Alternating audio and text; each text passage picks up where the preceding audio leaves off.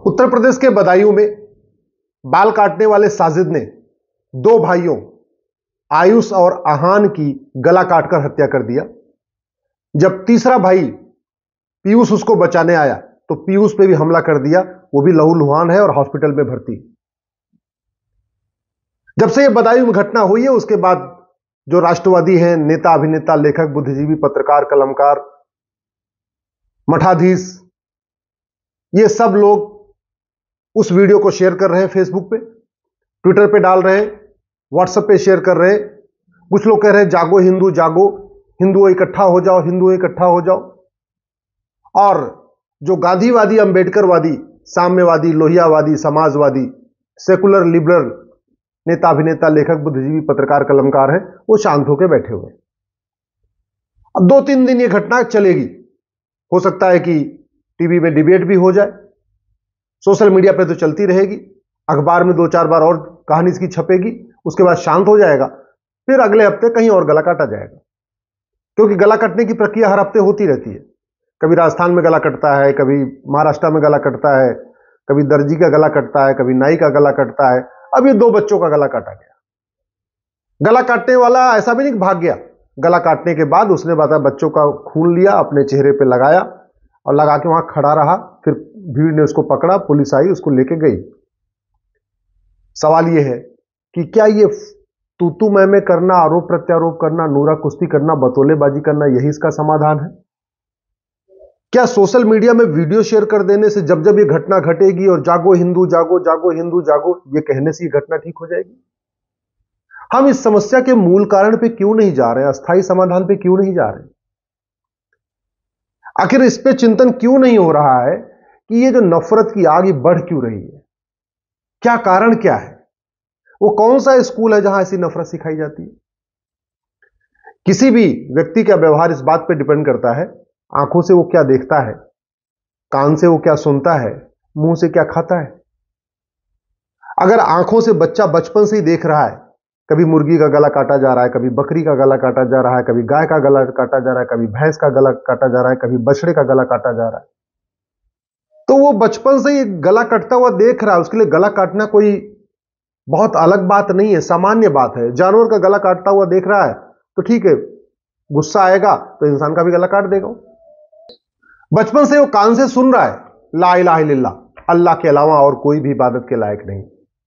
बचपन में 5 बार, बचपन से ही 5 बार दिन में सुन रहा है कि न राम पूजा के लायक, न कृष्ण पूजा के लायक, न देवी जी पूजा योग्य है, न भगवान महावीर पूजा योग्य है, न गौतम बुद्ध पूजा योग्य है, न भगवान शंकर पूजा योग्य है, न भगवान विष्णु पूजा योग्य है। इसका मतलब क्या हुआ?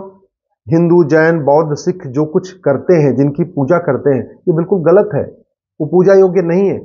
और वो बचपन से सुन रहा है ला इलाहा इल्लल्लाह, और एक बार नहीं, दिन में 5 बार सुन रहा है, लाउड स्पीकर के जरिए सुन रहा है।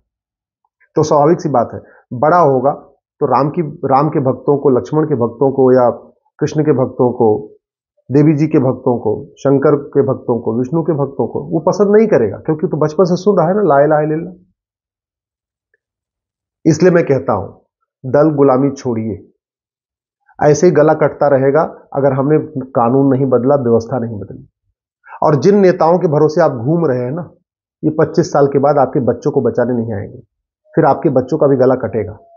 ये जिन लेखकों के, बुद्धिजीवियों के, पत्रकारों के, कलमकारों के भरोसे आप घूम रहे हैं ना, जिन न्यूज एंकरों के भरोसे आप घूम रहे हैं, जिन मठाधीश के और महामंडलेश्वर के कथावाचकों के भरोसे आप घूम रहे हैं, ये 25 साल के बाद आपके बच्चों को बचाने नहीं आएंगे। आपके बच्चों का भविष्य केवल और केवल आज का कानून बचा सकता है, बस।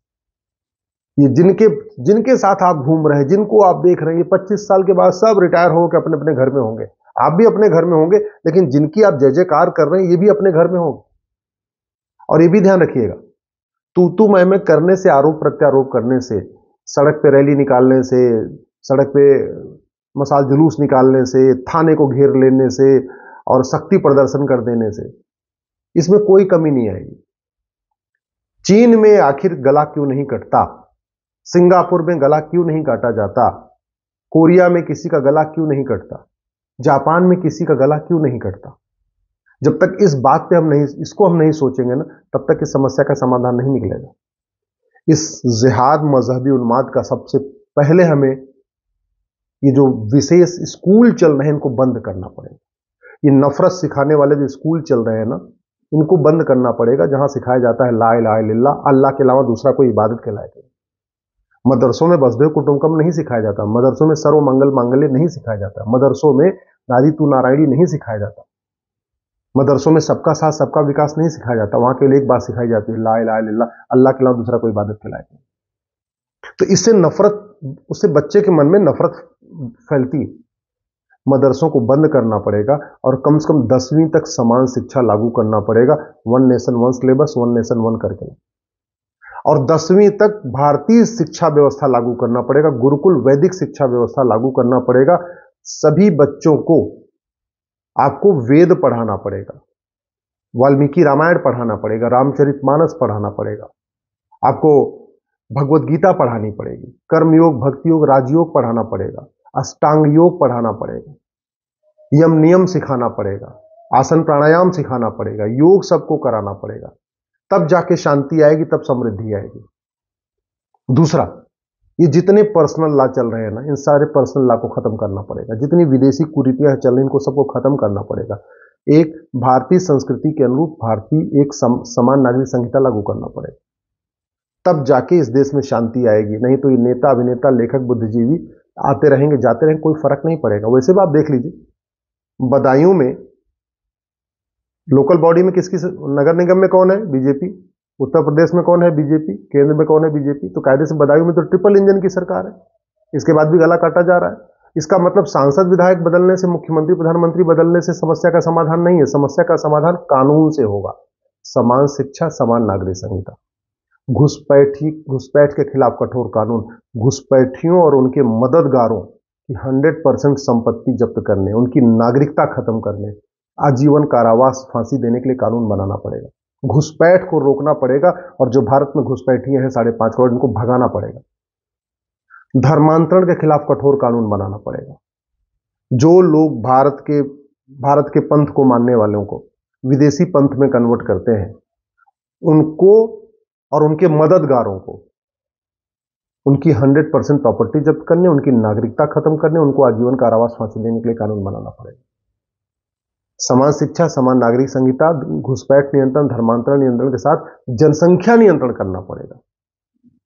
भाई वो तो 2 बच्चे थे ना, आयुष और आहान, मार दिए गए। तीसरा भाई, एक भाई बचा हुआ है बस। और दूसरी तरफ साजिद, वो मर भी गया तो क्या हुआ? वो तो 12 भाई बहन थे, 11 तो बचे हुए ना, उनकी जनसंख्या तो बढ़ रही है। दूसरी तरफ एक पूरी जनरेशन खत्म, 2 बच्चे, 3 बच्चों में से 2 खत्म हो गए, एक ही बचा हुआ है। दूसरी तरफ 11 भाई बहन में से एक खत्म हुआ, 10 तो बचे हुए ना। तो जनसंख्या किसकी बढ़ रही है? हम दो हमारे दो लागू करना पड़ेगा। जो आदमी हम दो हमारे दो ना माने, उसकी 100% प्रॉपर्टी जब्त करने, नागरिकता खत्म करने और 10 से 20 साल की सजा देने के लिए कानून बनाना पड़ेगा। इसलिए मैं कहता हूं, दल गुलामी छोड़ दीजिए। अगर दल गुलामी करते रहोगे तो 25 साल के बाद आपके बच्चों का भी कोई साजिद आएगा, गला काटेगा। दल गुलामी करते रहोगे तो जैसे कश्मीर में पलायन हुआ, अपने घर से पलायन करना पड़ेगा आपके बच्चों को। दल गुलामी करते रहोगे, जैसे अफगानिस्तान में खत्म हो गए, पाकिस्तान में खत्म हो गए, बांग्लादेश में खत्म हो गए, भारत के 9 राज्यों में खत्म हो गए, भारत के 200 जिलों में खत्म हो गए, भारत के 900 तहसीलों में खत्म हो गए। एक दिन अपनी तहसील में भी खत्म हो जाओगे, अपने गांव में भी खत्म हो जाओगे। अगर चाहते हो बच्चों का भविष्य सुरक्षित रहे, सनातन संस्कृति ऐसे बढ़ती रहे, जितनी है उतनी बरकरार रहे, डेमोग्राफी अब न बदले, तो समान शिक्षा, समान नागरिक संहिता, घुसपैठ नियंत्रण, धर्मांतरण नियंत्रण, जनसंख्या नियंत्रण करने की मांग करो। ये 5 कानून ही सनातन संस्कृति को बचा पाएंगे। ये 5 कानून ही सनातन धर्म को बचाएंगे। ये 5 कानून ही आपके बच्चों को बचाएंगे। नहीं तो एक बात याद रखना, राज कपूर का परिवार सब कुछ छोड़ के भागा था पाकिस्तान से। राम जेठमलानी जी का परिवार सब कुछ छोड़ के भागा पाकिस्तान से। मनमोहन सिंह का परिवार सब कुछ छोड़ के भागा परिवार से। आडवाणी जी का परिवार सब कुछ छोड़ के भागा पाकिस्तान से। सुनील दत्त का परिवार सब कुछ छोड़ के भागा था पाकिस्तान से। मिल्खा सिंह का परिवार सब कुछ छोड़ के भागा था पाकिस्तान से। लाला अमरनाथ का परिवार सब कुछ छोड़ के भागा था पाकिस्तान से। प्रेम चोपड़ा का परिवार सब कुछ छोड़ के भागा था पाकिस्तान से। और आज भी लोग भाग रहे हैं वहां पे। आप चाहते हो कि आपके बच्चे भी ऐसे भागे, तो आराम से दल गुलामी करिए, नेताओं की जय जयकार करते रहिए, बढ़िया मस्ती में रहिए। और चाहते हो बदलाव आए, आज ही 5000 फेसबुक फ्रेंड बनाओ और अपने फेसबुक पर लिखो हमको 5 कानून चाहिए, समान शिक्षा, समान नागरिक संहिता, घुसपैठ नियंत्रण कानून, धर्मांतरण नियंत्रण कानून, जनसंख्या नियंत्रण कानून, और सीधे अपने फेसबुक पे लिखो जो पार्टी ये 5 कानून बनाएगी उसको हम वोट करेंगे, जो नहीं बनाएगी हम उसको वोट नहीं करेंगे। वीके न्यूज, राष्ट्र के नाम।